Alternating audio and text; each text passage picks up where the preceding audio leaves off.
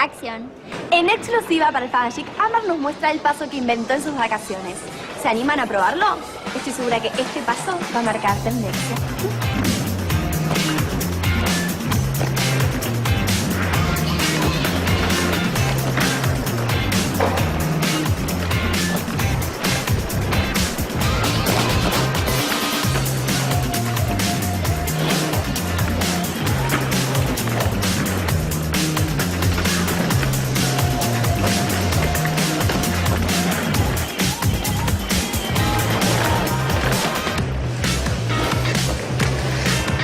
¿Qué pasa?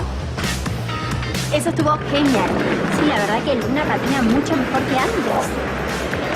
Pero no tan bien como Ámbar, ¿no? Nada que ver. ¿Algún comentario para tus fans? Ay, bueno, ¿qué decirles?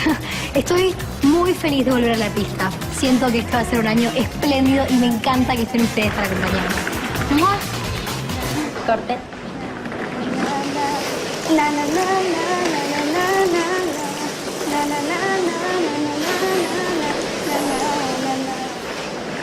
Ahora canta.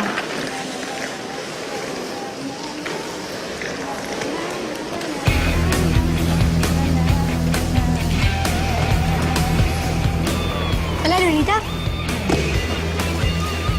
¡Wow! Yo también te extrañé.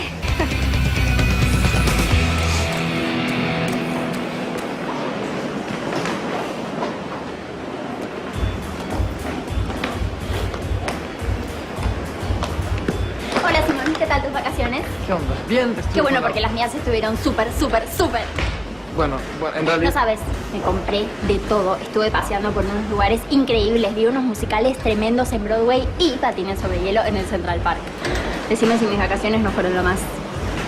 Cuando dices lo más, significa que fueron padrísimas, ¿no? Sí. No me digas que a vos también te encanta esa ciudad. Y Simón, tenemos tanto en común. Permiso, es que tenías esto mal y... Estás divino. Bueno, gracias. Oye, me tengo que ir a trabajar. Bueno, dale. No, para. Te tengo que decir algo más.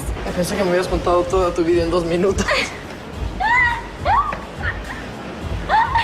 sos tan gracioso. Muy gracioso sos. Muy gracioso.